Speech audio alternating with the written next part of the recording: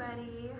Welcome to Little Peter's Support Group. We're here at Elizabethtown Social Center. We will be here until noon today. So feel free to come on down. We do have a weight scale, so we can definitely use some weight checks. And then we're offering, advice just on lactation. If you have any questions, again, feel free to join, come down. Or you can, in the comment section, just share a question and then we can address it after. Or even during it, feel free. So my name is Katie. I am a registered nurse at Essex County Health Department and also a certified lactation counselor. And my name is Tara. I'm a registered nurse and also a certified lactation counselor. Welcome, everybody. So one of our topics for this month is debunking myths in regards to breastfeeding. So Tara and I, we decided that we were gonna share a lot of the myths. So again, does anybody have any questions in regards to myths right now that they want to talk about before we get started? I don't see any yet, but I will definitely chime in if anybody types any in the chat. Okay. So, one of the myths.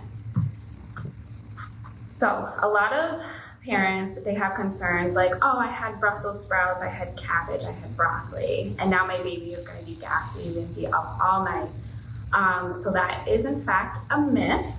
Maternal diet. So think about it this way: when you're pregnant with your baby, the baby actually will swallow a lot of amniotic fluid, and will actually get used to the foods that you eat, which is really interesting. So same thing with breastfeeding. So whatever you eat, let's say you're having like spicy foods or like garlic, for example, because there's a fun fact with garlic. The baby, so whatever you digest, you have to remember your breast milk is produced from the hormones in your blood. It's not from the digestive tract. Yes, you have hormones in your gut that do help influence. However, it's the hormones from the blood that is going to increase the milk production and your milk letdown and everything. So again, whatever you digest isn't going to transfer into your milk.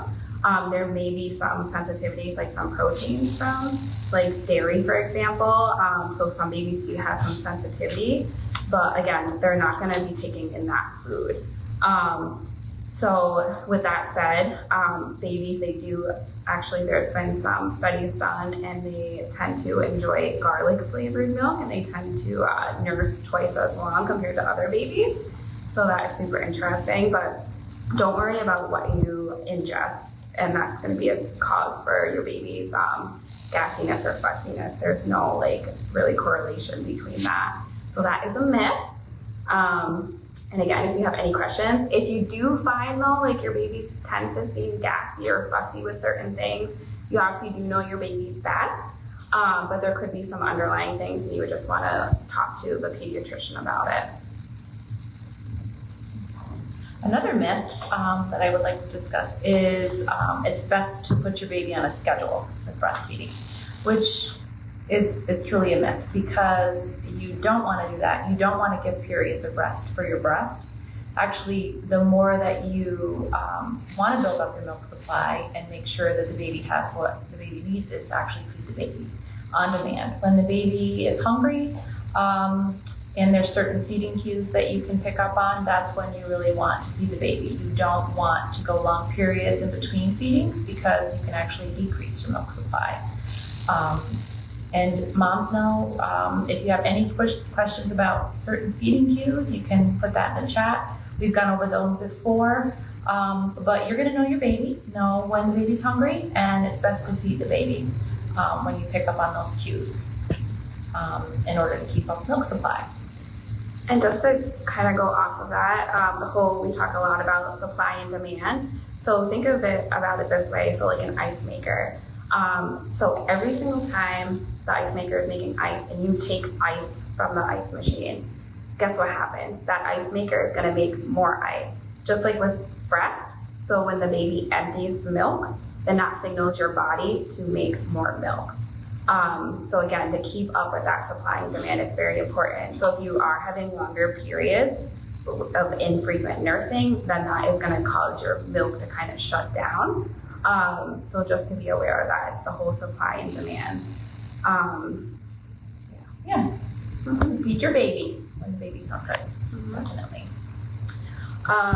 So another myth I want to talk about is, especially right now with there's a lot of viruses, illnesses going around.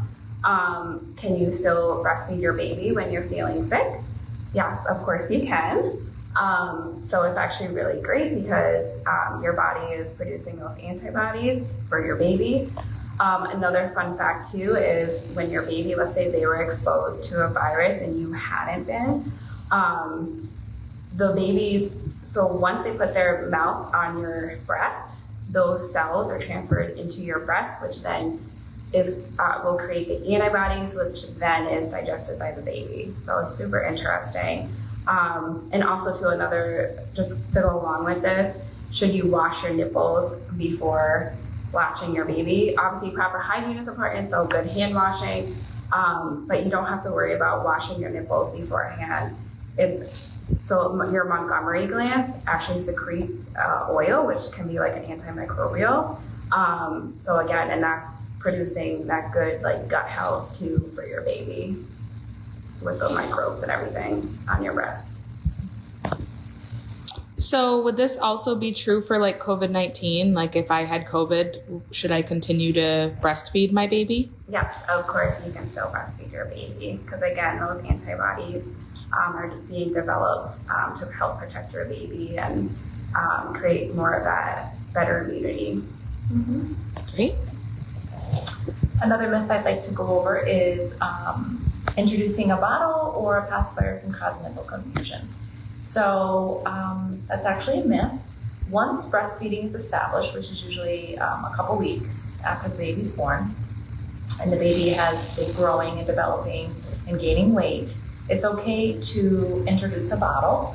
Moms who have a breastfeeding plan of going back to work, returning back to work, can introduce a bottle after, like I just said, after breastfeeding is established.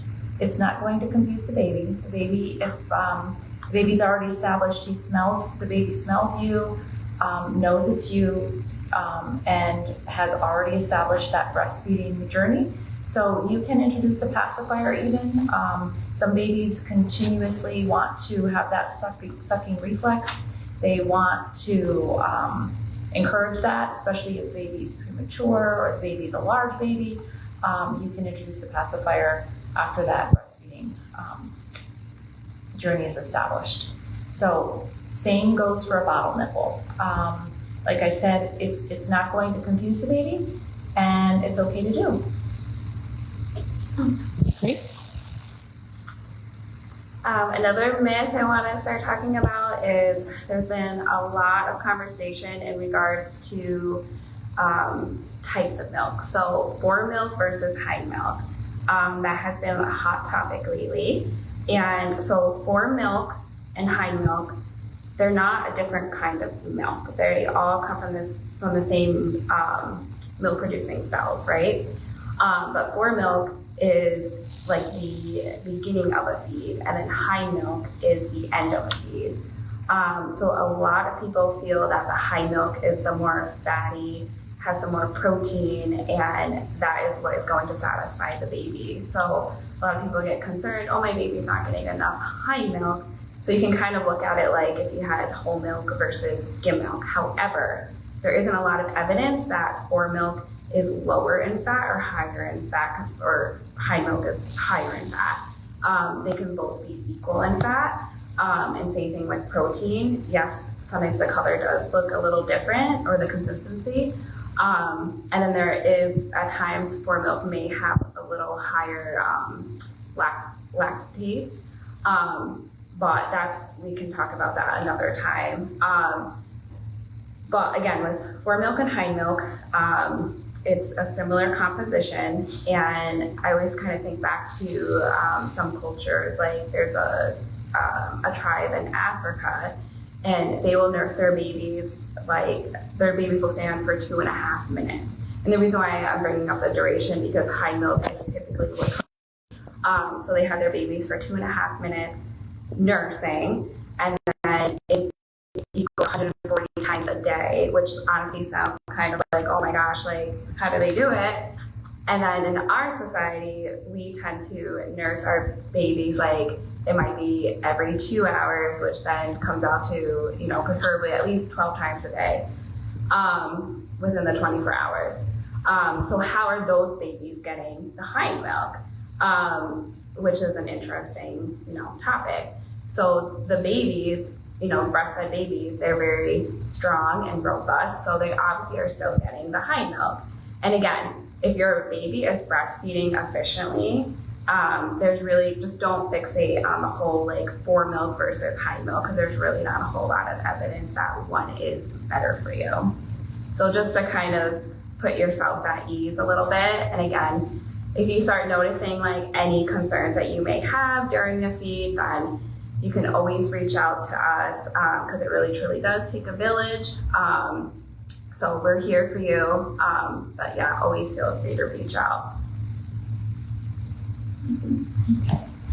Another myth, sore nipples, and that you have to prepare your nipples before you start to breastfeed and toughen them up. That's a myth. So you do not need to roughen your nipples up during pregnancy or right before breastfeeding. They will naturally accommodate to the baby. And the other thing is, sore nipples is not a normal thing for breastfeeding. They should not be sore. So if there are sore nipples, then we're available for latch assessments. Because if your nipples are sore, then there might be something off with the latch, and you want to make sure that you have a proper latch in order to avoid sore nipples. And that's a very common myth. And in February, we are going to talk about, having a good latch and like what that looks like. So that will be our next topic for February. Yeah. Great. And does anybody have any questions right now for us? I don't see any comments yet, but everybody should feel free to even type a comment if you're watching this after the live video has ended. And we will definitely get back to you if you have specific questions, or you can call the health department directly. And we can definitely answer your questions that way as well. Well, thank you, everybody. Thank you. Yes, and we'll see you in February. Bye. Thank you.